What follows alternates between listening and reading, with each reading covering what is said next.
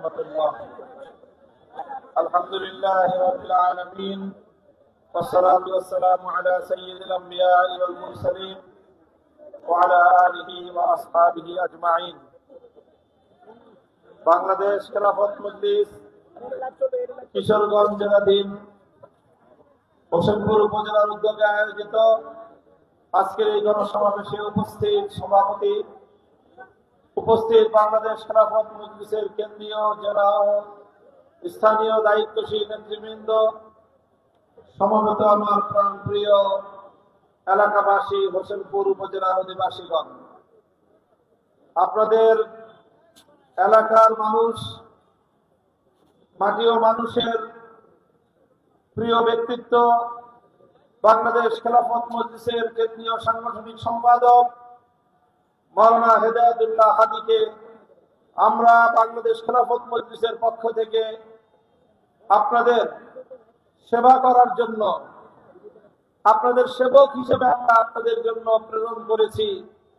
আমি আশা করি যে ইনশাআল্লাহ আপনারা যদি তার হাতকে শক্তিশালী করেন, তাকে যদি আপনারা সমর্থন ব্যক্ত করেন, তাহলে হয়তো আমরা আপনাদেরকে বড় কোনো নেতা দিতে পারবো না, কিন্তু আমরা জনগণের একজন সেবক আপনাদেরকে উপহার দিতে পারবো ইনশাআল্লাহ।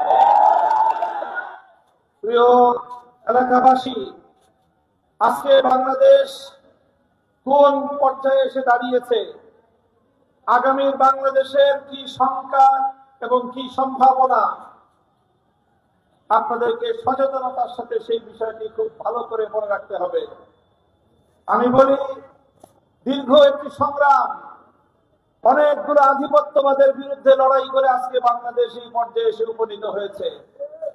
1905 সালে আমাদের পূর্বপুরুষরা কলকাতার আধিপত্যকে খর্ব করে বাংলা বিশাল প্রদেশকে বিভক্ত করে ঢাকার নেতৃত্বে তৎকালীন পূর্ববঙ্গ মুসলিম জাতিসত্তার বিকাশের জন্য বঙ্গভঙ্গ করেছিল। কিন্তু উগ্রবাদী সাম্প্রদায়িক গোষ্ঠী সহিংস আন্দোলনের মধ্য দিয়ে এই বাংলাকে ভাগ করা তথা মুসলমানদের উত্থানকে তারা ঠেকিয়ে দেওয়ার চেষ্টা চালিয়েছিল, যার প্রেক্ষিতে 1947 সালে 190 বছর ব্রিটিশের বিরুদ্ধে সংগ্রামের শেষে যখন এই ভারতবর্ষ স্বাধীন হয়, তখন বাংলার মুসলমানেরা দিল্লিকে লাল কার্ড দেখিয়ে ভারতকে প্রত্যাখ্যান করে এই জনপদে মুসলমানদের জন্য আলাদা আবাস ভূমি গড়ে তুলেছিল। মোহাম্মদ আলী জিন্নাহ পশ্চিম পাকিস্তানিরা আমাদেরকে প্রতিশ্রুতি ও ওয়াদা দিয়েছিল, মুসলমানদের জন্য আলাদা আবাস ভূমি হবে, এখানে ইসলামী কোরআনের শাসন কায়েম হবে।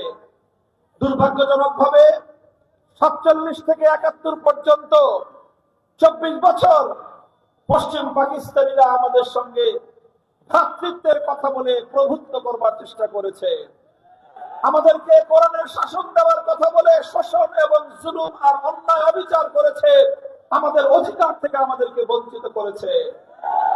যার কারণে 1971 সালে মহান মুক্তিযুদ্ধের মধ্য দিয়ে পশ্চিম পাকিস্তানি খান পাঠানদেরকে দেশ থেকে বিতাড়িত করা হয়েছে।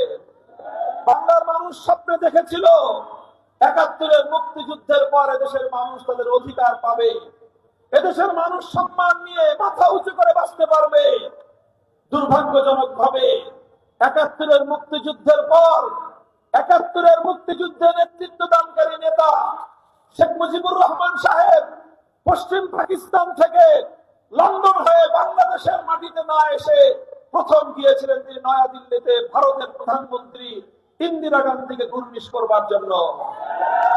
আর সেখান থেকে ইন্দিরা গান্ধী ওনাকে প্রেসক্রিপশন দিয়ে দিলেন যে এইভাবে তুমি বাংলাদেশের সংবিধান তৈরি করো। ইন্দিরা গান্ধীর প্রেসক্রিপশন নিয়ে এসে 72 সালে তিনি একটি সংবিধান তৈরি করলেন। সেই সংবিধানে ভারতীয় সংবিধানের মূল নীতিগুলোকে ওখান থেকে কপি করে এনে বাংলাদেশের সংবিধানে পেশ করে দেওয়া হলো। এভাবে হাজার হাজার মানুষের রক্তের বিনিময়ে অর্জিত বাংলার স্বাধীনতা ভারত মাতার চরণ করে তিনি বলি দিয়েছিলেন। আমরা 1905 সালে একবার চেষ্টা করে পারি নাই। 47 সালে দেশ বিভক্ত করে কোরআনের শাসন পাই নাই।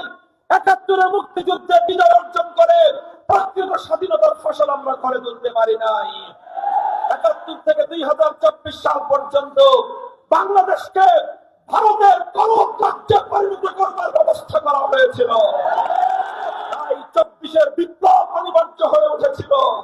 24-এ বাংলা তামাম ছাত্র জনতা স্কুল, কলেজ, ইউনিভার্সিটি, আলিয়া মাদ্রাসা, কওমি মাদ্রাসা ভেতরে পুড়ে গিয়ে বাংলার 4 কোটি ছাত্র জনতা হাতে হাত রেখে ফ্যাসিবাদের বিরুদ্ধে, ভারতীয় দিল্লির গোলামীর বিরুদ্ধে বিপ্লব করেছে।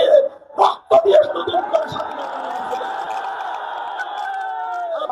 সাথী ও বন্ধুগণ, আমি আপনাদেরকে বলতে চাই, 24-এ আমার ছাত্র জনতা যে জন্য রক্ত দিয়েছে সেটা হলো ভারতীয় আধিপত্যবাদ বাংলাদেশে চলবে না। 72-এর ব্যবস্থা বাংলাদেশে আর চলতে পারে না। তাই আমরা চাই আগামী বাংলাদেশ গড়ে উঠবে 47, 71 এবং 24-এর বিপ্লবের চেতনার ভিত্তিতে।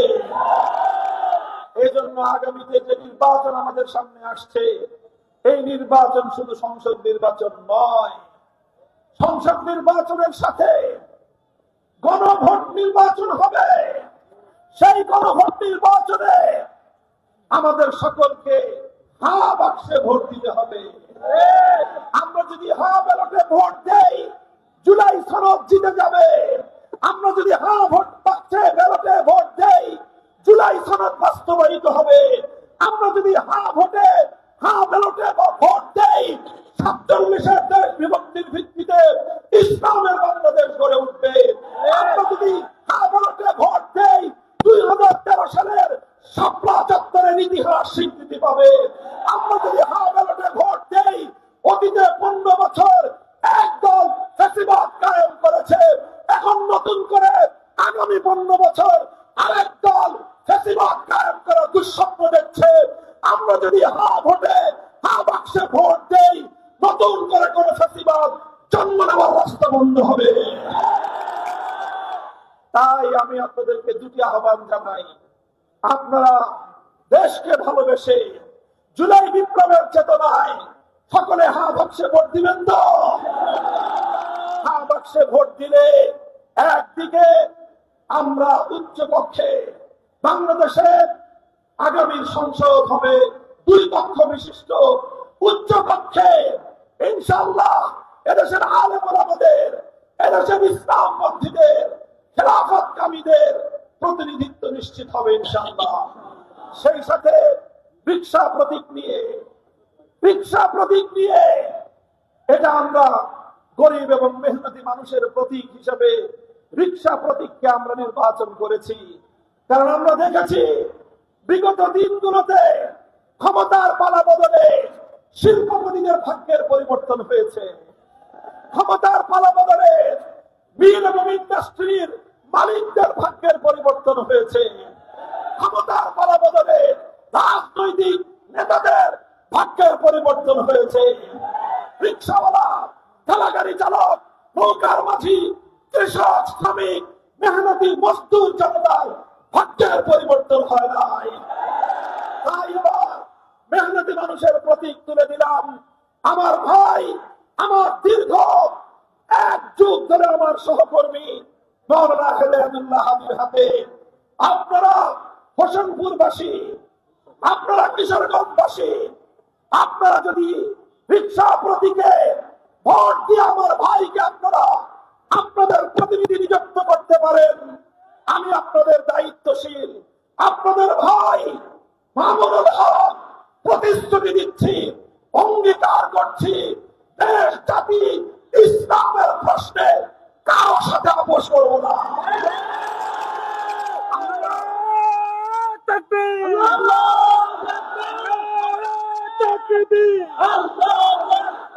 অতীতে আমাদের ইতিহাস, আমরা বছরের পর বছর জালিমের জিন্দানখানায় বন্দিত্বকে বরণ করেছি। আমরা অতীতে বছরের পর বছর জুলুম নির্যাতন সহ্য করেছি, কিন্তু বাংলার স্বার্থকে ভারতের চালন দরে বলি দিতে দেই নাই। আমরা জুলুম সহ্য করেছি, জনগণের ভাগ্যের সাথে আমরা আপোষ করি নাই। তাই আমি আপনাদের কাছে উদাত্ত আহ্বান জানাই, ইনশাআল্লাহ আমরা বড় বড় রাজনৈতিক দলের দিকে চেয়েছিলাম 15 বছর, তারা দেশকে ফ্যাসিবাদ থেকে মুক্ত করতে পারে নাই। শেষ পর্যন্ত মেহনতি মানুষ, ছাত্র জনতা রক্তের পর রক্ত দিয়ে 24 জুলাই বিপ্লবকে তারা সফল করেছে। এরপরে বড় বড় রাজনৈতিক দল এসে তারা এখন ক্ষমতার হালুয়া রুটির ভাগ বটোয়ারা করবার স্বপ্ন দেখছে। পরিষ্কার ভাষায় বলতে চাই, বাংলার মানুষ এবার জাগ্রত হয়েছে। বাংলার মানুষ এবার নতুন ফ্যাসিবাদ দেখতে চায় না। বাংলার মানুষ সোনার বাংলাদেশ দেখেছে, নতুন বাংলাদেশ দেখেছে, সবুজ বাংলাদেশ দেখেছে, ডিজিটাল বাংলাদেশ দেখেছে। এবারের বাংলার মানুষ ইসলামের বাংলাদেশ দেখতে চায়।